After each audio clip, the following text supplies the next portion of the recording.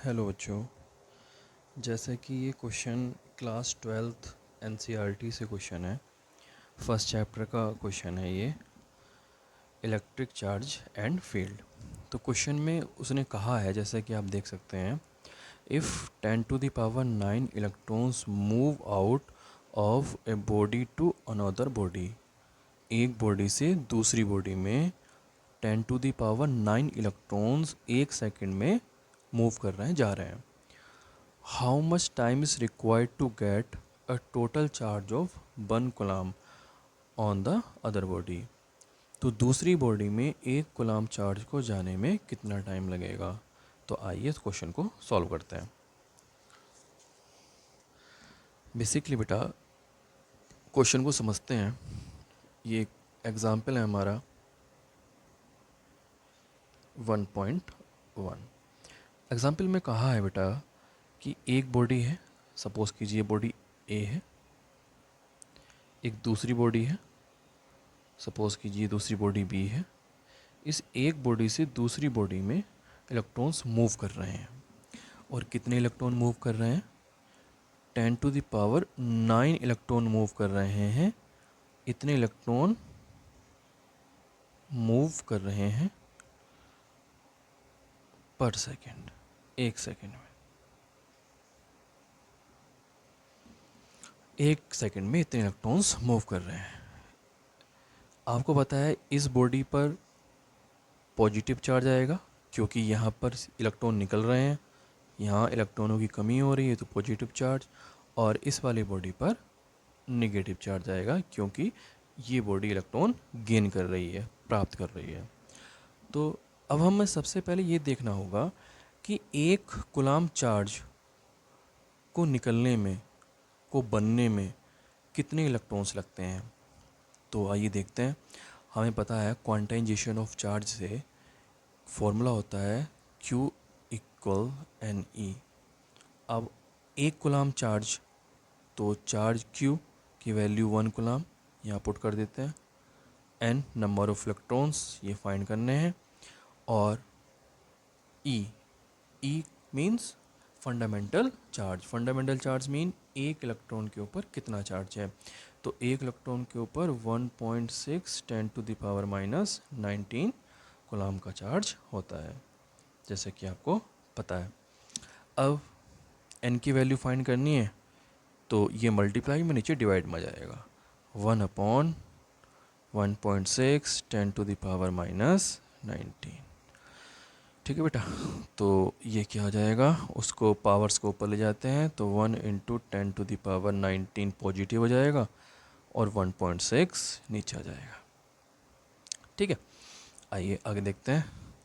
अब n equals, point को हटाएंगे और ऊपर 0 बढ़ा लेंगे तो 10 टू द पावर 19 और अपॉन हो जाएगा 16।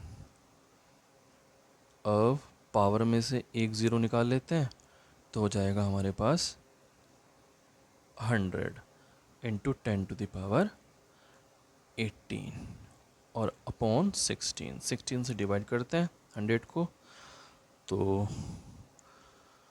कितना हो जाएगा, 16 पंजे 80, 16 छिंग 96, कितना बचेगा 4। तो 4 तो पॉइंट लाएंगे, 0 बढ़ाएंगे तो 40, 16 दूनी 32, बचेगा 8, पॉइंट लगा है, 0 बढ़ा लेंगे 80 और 16 पंजे 80, 10 टू द पावर 18। तो बेटा इतने इलेक्ट्रॉन्स होते हैं एक कूलम चार्ज में। एक कूलम चार्ज में इतने इलेक्ट्रॉन्स होते हैं। अब हमें ये देखना है कि एक कूलम चार्ज में जो इतने इलेक्ट्रॉन होते हैं ये एक बॉडी से दूसरी बॉडी में जाने में कितना टाइम लेंगे। और उन्हें बोला है कि एक सेकेंड में इतने इलेक्ट्रॉन जा रहे हैं, तो इतने इलेक्ट्रॉन्स को मूव करने में कितना टाइम लगेगा, हमें ये देखना है। तो आइए बेटा इसको हमें सॉल्व करते हैं कि ये कैसे होगा। अतः आगे देखिए।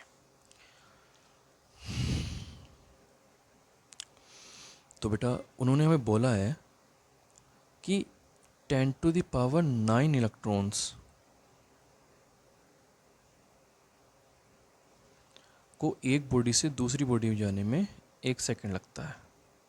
ठीक है, या हम इसको ऐसे करके लिख सकते हैं इसी वाली बात को इस कथन को कि 1 सेकंड में, ठीक है सही है, ऐसे ही लिखा रहने देते हैं कि 10⁹ इलेक्ट्रॉन्स को जाने में 1 सेकंड लगता है।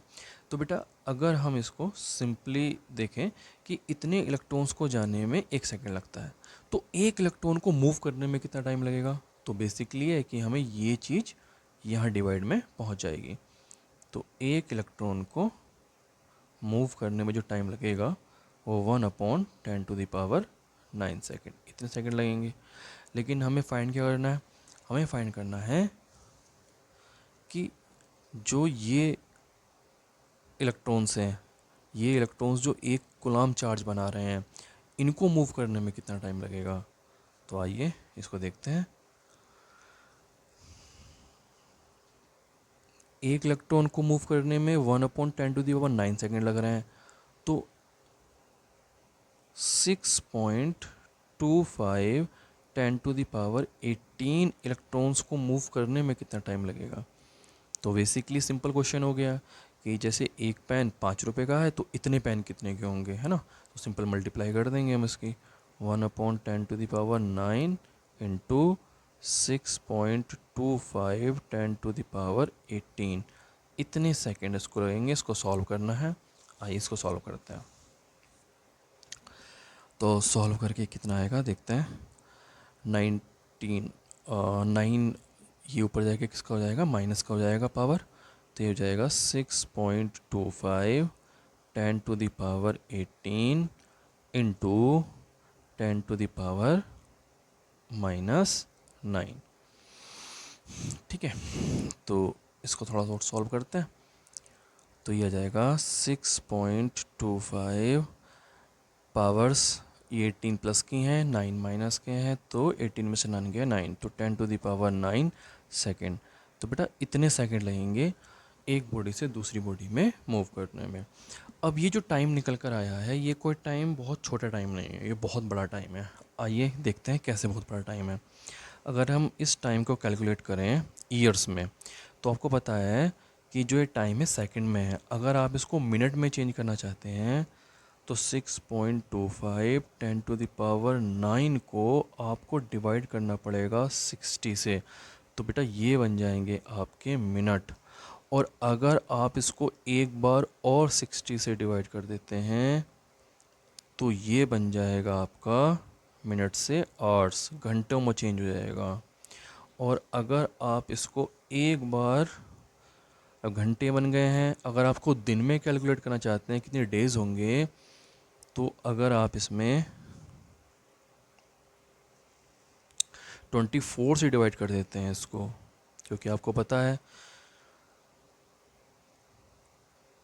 कि एक दिन में 24 घंटे होते हैं, तो 6.25 10⁻9 को आपको डिवाइड करना होगा 60 इंटू 60 इंटू 24 से, तो ये बनेगा बेटा आपका डेज़।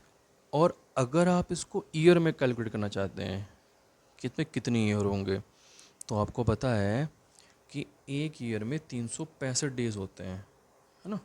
तो आपको 6.25 10⁻9 अपॉन 60 इंटू 60 इंटू 24, इसको किससे डिवाइड करना पड़ेगा, 365 से डिवाइड करना पड़ेगा।